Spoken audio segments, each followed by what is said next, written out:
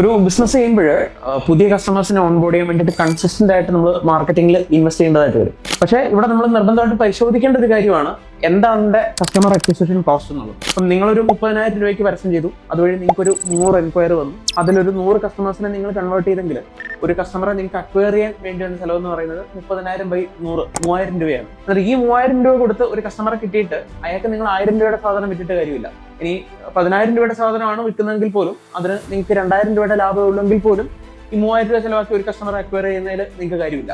ഇവിടെയാണ് ഒരു കസ്റ്റമറിൽ നിന്നുള്ള ലൈഫ് ടൈം വാല്യൂ എങ്ങനെ വർദ്ധിക്കാം എന്നുള്ളത് നമ്മൾ പരിശോധിക്കേണ്ടത്. ഈ കസ്റ്റമർ ഒരു തവണ മാത്രം നമ്മുടെ അടുത്ത് നിന്നും പർച്ചേസ് ചെയ്യുന്നതിന് പകരം അയാൾ നമ്മുടെ അടുത്ത് നിന്നും എല്ലാ മാസവും റെഗുലർ ആയിട്ട് പർച്ചേസ് ചെയ്യുന്ന രീതിയിൽ അയാളൊരു റെഗുലർ കസ്റ്റമറായിട്ട് നമുക്ക് മാറ്റിയെടുക്കാൻ സാധിക്കുമോ? അല്ല, ഇനി ഈ ഒരു കസ്റ്റമറെ കൊണ്ട് നമ്മുടെ ബിസിനസിനെ നമുക്ക് മറ്റൊരു കസ്റ്റമർ കൂടി റെഫർ ചെയ്യിക്കാൻ സാധിക്കുമോ? അങ്ങനെ ആ ഒരു കസ്റ്റമറിൽ നിന്നും നമ്മുടെ ബിസിനസ്സിനുള്ള ലൈഫ് ടൈം വാല്യൂ വർദ്ധിപ്പിക്കാൻ ഏതൊക്കെ രീതിയിൽ സാധിക്കും എന്നുള്ളത് നമ്മൾ പരിശോധിക്കുക.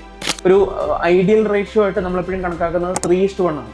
അതായത് നിങ്ങളൊരു കസ്റ്റമറെ അക്വയർ ചെയ്യാൻ വേണ്ടിയിട്ട് ചിലവാക്കിയ തുകയുടെ 3 ഇരട്ടിയെങ്കിലും അടുത്ത് നിന്നും ലാഭമായിട്ട് directly or indirectly in long term നിങ്ങൾക്ക് ജനറേറ്റ് ചെയ്യാൻ സാധിക്കണം.